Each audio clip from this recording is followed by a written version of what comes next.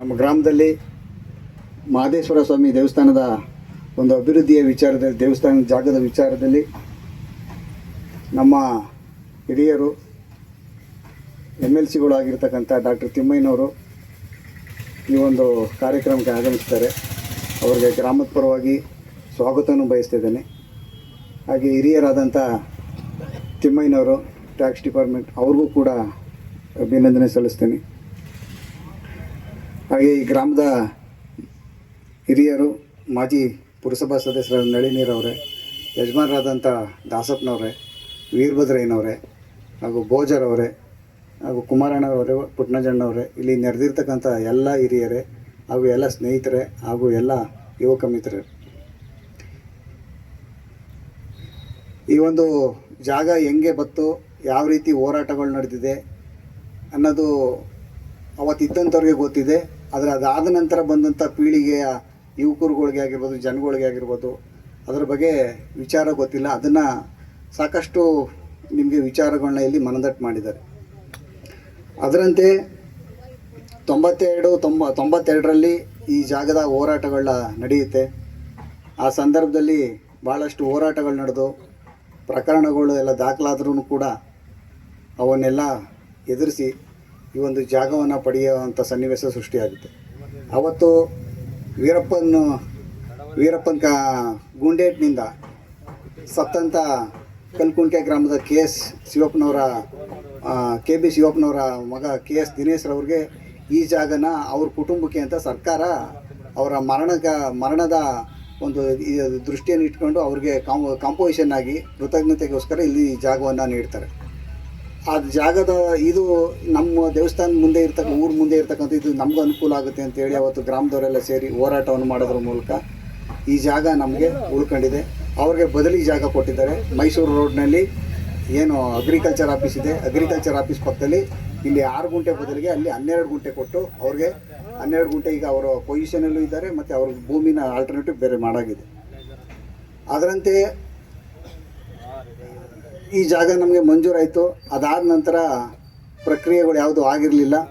2007ರಲ್ಲಿ ನಾನು ಪುರಸಭೆ ಸದಸ್ಯನಾಗಿ ಆಯ್ಕೆಯಾದೆ.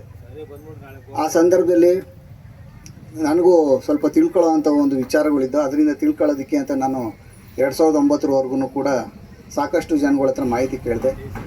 ಕೆಲವರು ಕೊಟ್ಟರು, ಕೆಲವರು ಇಲ್ಲ ಅಂದರು. ಆದರೆ ಅವತ್ತು ನನಗೆ ನಮ್ಮ K. ಮಹೇಶ್ರವರು ಲೈಬ್ರರಿನಾಗಿದ್ದಾರೆ, ಅವರು ಈ ಜಾಗದ ಒಂದು ಮಂಜೂರಾತಿ ಪತ್ರ ಅದು ಎಲ್ಲ ನಶಿಸಿ ಹೋಗಿತ್ತು. ಎಲ್ಲ ದಾಖಲೆ ಎಲ್ಲ ನಶಿಸಿ ಹೋಗಿ ಒಂದು ಸ್ವಲ್ಪ ಇತ್ತು.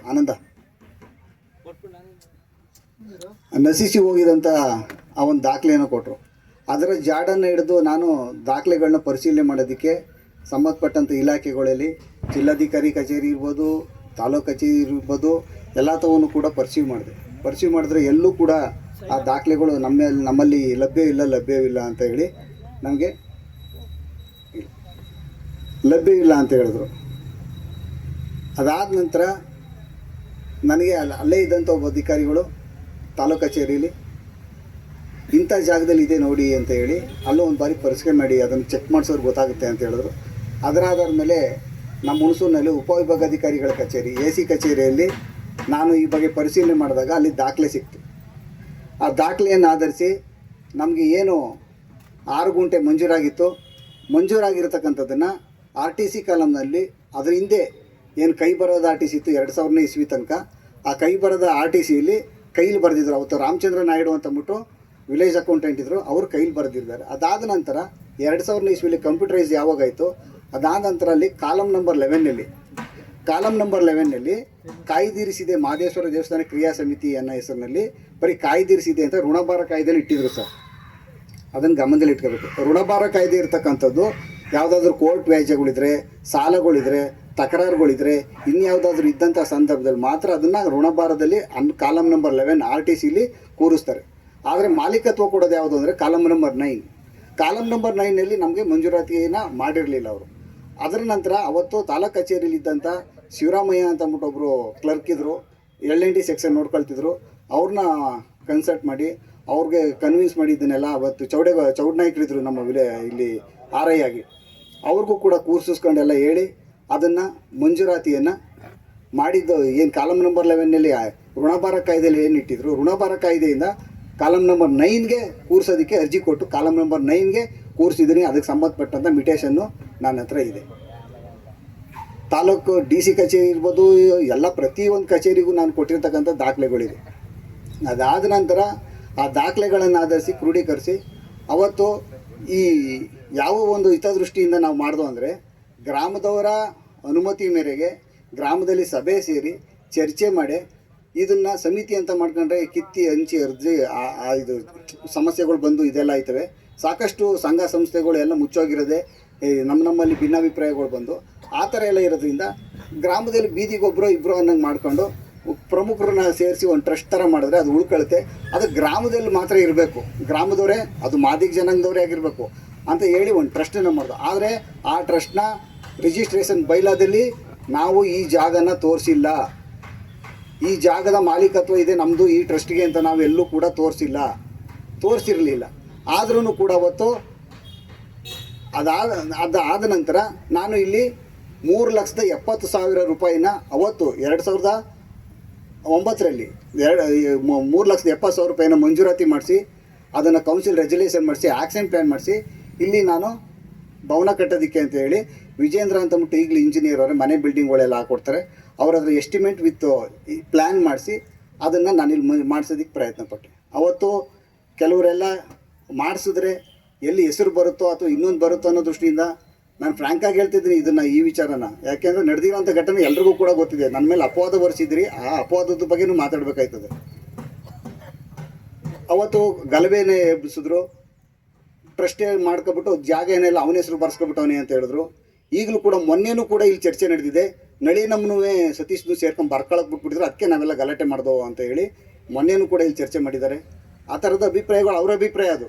ಆದರೆ ನಾವು ಏನು ಮಾಡಿದ್ದೀವಿ ಎಂತ ಮಾಡಿದ್ದೀವಿ ಅದು ನಮಗೆ ಗೊತ್ತಿದೆ. ದಾಖಲೆಗಳಿವೆ, ದಾಖಲೆಗಳಿಲ್ದೇ ನಾನು ಬರೀ ಬಾಯಿ ಮಾತೇಲಿ ಹೇಳಲ್ಲ. ಅದಕ್ಕೆ ದಾಖಲೆಗಳು ಇರ್ತಕ್ಕಂಥ ಸಂಪೂರ್ಣ ಕಡತನ ಇಲ್ಲಿ ಇಟ್ಟಿದ್ದೀನಿ.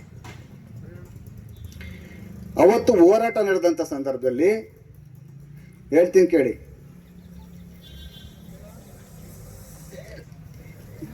ಈ ಜಾಗದ ಹೋರಾಟ ಏನು ನಡೀತದೆ,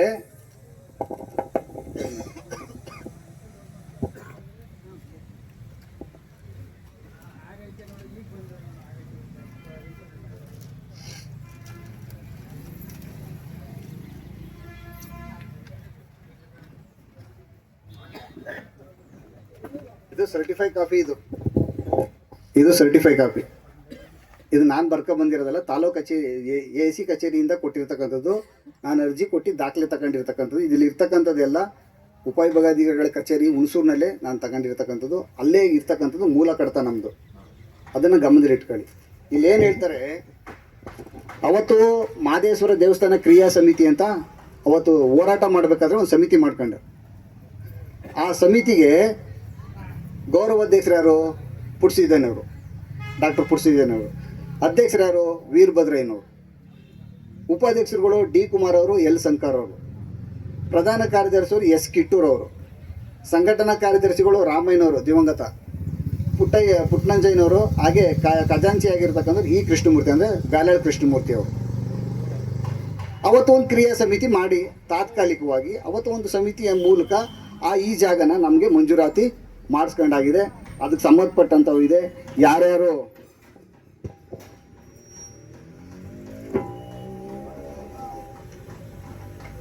ಎಲ್ಲ ಗ್ರಾಮಸ್ಥರುಗಳು ಇಲ್ಲೆಲ್ಲ ಸೈನ್ ಮಾಡಿದ್ದಾರೆ. ನಮ್ಗೆ ಜಾಗದ ಬಗ್ಗೆ ಸರ್ಕಾರಕ್ಕೆ ಮನವಿ ಕೊಟ್ಟಿರ್ತಕ್ಕಂಥದ್ದು, ಹೋರಾಟ ನಡೆದಿರ್ತಕ್ಕಂಥದ್ದು ಏನಿದೆ ಅನ್ನೋದಕ್ಕೆ ಈಗ ಕುಮಾರಣ್ಣವ್ರು ಏನು ಹೇಳಿದ್ರು, ಹಿಂಗೆಲ್ಲ ನಡೆದಿದೆ ಅಂತ ಹೇಳಿದ್ರು. ಆದರೆ ನಡೆದಿದೆ ಅನ್ನೋದಕ್ಕೆ ಏನಾದರೂ ದಾಖಲೆ ಬೇಕಲ್ವಾ? ದಾಖಲೆ ಇಲ್ಲಿದೆ. ಎಲ್ಲರೂ ಶ್ರಮ ಪಟ್ಟಿದ್ದಾರೆ, ಎಲ್ಲರೂ ಹೋರಾಟ ಮಾಡಿದ್ದಾರೆ, ಎಲ್ಲರೂ ಕೂಡ ಈ ಒಂದು ಜಾಗನ ಪಡಿಬೇಕಾದ್ರೆ ಅನ್ನೋದಕ್ಕೆ ದಾಖಲೆಗಳು ಇಲ್ಲಿದೆ. ಸರ್ಕಾರಕ್ಕೆ ಬರೆದಿದ್ದಾರೆ. ಇಲ್ಲಿ ಯಾರಿಗೆ ಅವತ್ತು ಮುಖ್ಯಮಂತ್ರಿ ಆಗಿದ್ದು ವೀರಪ್ಪ ಮೊಯ್ಲಿ ಅವ್ರಿಗೆ ಪತ್ರನ ಬರೆದಿದ್ದಾರೆ, ಯಾಯಿ ಅವ್ರಿಗೆ ಬರೆದಿದ್ದಾರೆ. ಅವತ್ತು ಆದಿಜಾಂಬವ ಸಂಘದ ಅಧ್ಯಕ್ಷರು ಹುಣಸೂರು ತಾಲೂಕಿಗೆ ಕುಮಾರಣ್ಣವರು, ಪಿರಿಯಾಪಟ್ಟಣಕ್ಕೆ ಅಧ್ಯಕ್ಷರು ಯಾರು? ಆರ್ನಳ್ಳಿ ಗೋವಿಂದರಾಜ್ ಅವರು ಕೂಡ ಅವತ್ತು ಪತ್ರಗಳನ್ನ ಕೊಟ್ಟಿದ್ದಾರೆ. ಆದಿಜಾಂಬವ ಸಂಘ ಅಂತ ಹೇಳಿ ಸರ್ಕಾರಕ್ಕೆ ಎಲ್ಲ ಮನವಿಗಳನ್ನ ಹೋಗಿ ಸಲ್ಲಿಸಿದ್ದಾರೆ. ಇಷ್ಟೆಲ್ಲ ನಡೆದಿದೆ. ಇದೆಲ್ಲ ಆದ್ರೂ ಕೂಡ ಈ ದಾಖಲೆಗಳನ್ನು ಆಧರಿಸಿ ನಾವು ಅವತ್ತು ಕಟ್ಟೋದಿಕ್ಕೆ ಹೋದಂಥ ಸಂದರ್ಭದಲ್ಲಿ ಅಡ್ಡಿಯನ್ನು ಪಡಿಸೋದ್ರು ಕೆಲವರೆಲ್ಲ. ಅಡ್ಡಿ ಪಡಿಸೋರು ಒಂದು ಕಡೆ ಇರಲಿ. ಅದು ಒಂದು ನಿಮಿಷ ಅದಾದ್ಲ ವಿಚಾರ ನನ್ನ ಮೇಲೆ ಆರೋಪ ಬಂದಿದೆ. ನಾನು ಅದನ್ನು ಪರಿಪೂರ್ಣ ಕ್ಲಿಯರ್ ಮಾಡಬೇಕು.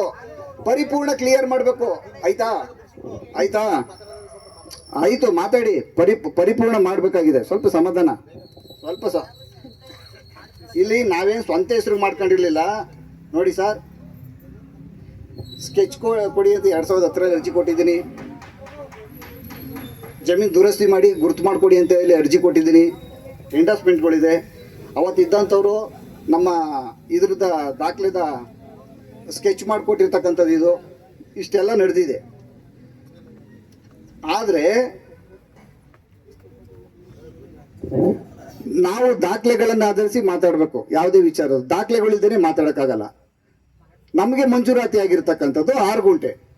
ಮೊದಲು ನಾವು 6 ಗುಂಟೆ ಎಲ್ಲಿ ಬರ್ತದೆ ಆ ಜಾಗನ ಫೈಂಡ್ ಔಟ್ ಮಾಡ್ಕೋಬೇಕಾಗತ್ತೆ. ಆ ಫೈಂಡ್ ಔಟ್ ಮಾಡ್ಕೊಂಡು ನಾವು ಆ ಜಾಗನ ಬಿಡಿಸ್ಕೊಳ್ಳೋದಕ್ಕೆ ಯಾರು ಏನು ಒತ್ತುರಿಸಿರ್ಲಿಲ್ಲ, ಅಥವಾ ಯಾರು ಏನು ಇಲ್ಲಿಂದ ತಗೊಂಡೋಗಿರ್ಲಿಲ್ಲ. ನೋಡಿ, ಅದು ಗ್ರ್ಯಾಂಟ್ ಫೈಲ್ ಏನು ಹೇಳ್ತಾನೆ, ಶೆಡ್ಯೂಲ್ ಹೇಳ್ತಾನೆ. ಶೆಡ್ಯೂಲ್ ಅಂತಂದರೆ ಪೂರ್ವಕ್ಕೆ ಸರ್ವೆ ನಂಬರ್ 121ರಲ್ಲಿ ಉಳಿದಿರುವ ಜಾಗ ವಿಸ್ತೀರ್ಣ. ಪೂರ್ವ ಅಂದರೆ ಇದು ಗಮನದಲ್ಲಿ ಇಟ್ಕೊಳ್ಳಿ. ಪಶ್ಚಿಮ 125ರಲ್ಲಿ ಬರುವ ಬಂಡಿ ದಾರಿ ಅಂದರೆ ಮೀನ್ಸ್ ಇವಾಗ ಓಡಾಡ್ತಿರ್ತಕ್ಕಂಥ ರಸ್ತೆನೇ ಬಂಡಿ ದಾರಿ. ಅಲ್ಲಿಗೆ ನಮ್ಮದು ಹೆಂಡು. ಉತ್ತರಕ್ಕೆ ಸರ್ವೆ ನಂಬರ್ 126ರ ಜಮೀನು ಅಂದರೆ ಸರ್ವೆ ನಂಬರ್ 126 ಇಲ್ಲಿಗೆ ಬರುತ್ತೆ. ದಕ್ಷಿಣಕ್ಕೆ ಪ್ರಿಯಾಪಟ್ಟಣ ಮೈಸೂರು ರಸ್ತೆ ಇದು ಬರುತ್ತೆ. ಇಷ್ಟೇ ಚೆಕ್ಬಂದಿ. ಈ ಚೆಕ್ಬಂದಿಗಳಿಗೆ ನಮ್ಮ ಜಾಗ ಹುಡುಕ್ಬೇಕು ನಾವು ಅಷ್ಟೇ. ಇರ್ತಕ್ಕಂಥದ್ದು ಇದರಲ್ಲಿ 125ರಲ್ಲಿ 3 ಪೋರ್ಡ್ ಬರುತ್ತೆ. 1, 2, 3 ಅಂತ. 1ರಲ್ಲಿ ನಮ್ಮ ಜಾಗ ಇದೆ. ಇದನ್ನ ಗಮನದಲ್ಲಿ ಇಟ್ಕೋಬೇಕು. ನಾನು ಅವತ್ತು ಇಂಜಿನಿಯರ್ ಕರ್ಕೊಬಂದು ನಮ್ಮ ಅಧಿಕಾರಿಗಳನ್ನೆಲ್ಲ ಕರ್ಕೊಬಂದು ಸರ್ವೆ ಮಾಡಿಸಿದ್ದೀನಿ ಈ ಜಾಗನ. ಮಹದೇಶ್ವರ ದೇವಸ್ಥಾನ ಸ್ವಾಮಿ ಇದು ಈಗ ಬರೆದಿರೋದಲ್ಲ, ಇದು ಇವತ್ತೊಂದಲ್ಲ. ಇದು ಅವತ್ತು ಘಟನೆ ನಡೆದಂಥ ಸಂದರ್ಭದಲ್ಲಿ ಅವತ್ತು ನಾನು ಏನು ಬರೆದಿದ್ದೀನಿ, ಈ ಪೇಪರ್ ಎಷ್ಟು ಹಳೇದನ್ನೋದು ನೀವು ನೋಡ್ಕೋಬೇಕು. ಇದನ್ನು ಭಾಗ ಸಂಖ್ಯೆ 27. ಇದು ಈ ಸೈಟಿನ ನಂಬರು ನಮ್ಮ KMRP ಸರ್ವೆ ಪ್ರಕಾರ 166ಕ್ಕೆ ಬರುತ್ತೆ. 62 × 67/2 × 100 ಅಂದರೆ 6450 ಚದರ ಅಡಿ ನಮಗೆ ಈ ಮಾರ್ಜಿನ್ಗೆ ಬರುತ್ತೆ ಸರ್. ಈ ಮಾರ್ಜಿನ್ ಹಿಂಗೆ ಕ್ರಾಸ್ ಆಗೋಯ್ತು ಅಂದರೆ ಇಲ್ಲಿರ್ತಕ್ಕಂಥದ್ದು ಟೋಟಲಿ ನಾವು ಹಿಂಗೆ ಇದನ್ನೆಲ್ಲ ಚೌಕಾಕಾರವಾಗಿ ತಗೋತೀವಿ ಅಂತಂದರೆ, ಸಂಪೂರ್ಣವಾಗಿ ಅಲ್ಲಿವರೆಗೂ ತಗೋತೀವಿ ಅಂತಂದರೆ 10,660 ಚದರ ಅಡಿ ಬರುತ್ತೆ. ಒಟ್ಟು 17,110 ಚದರ ಅಡಿ ಬರುತ್ತೆ ಸರ್. ಯಾವುದು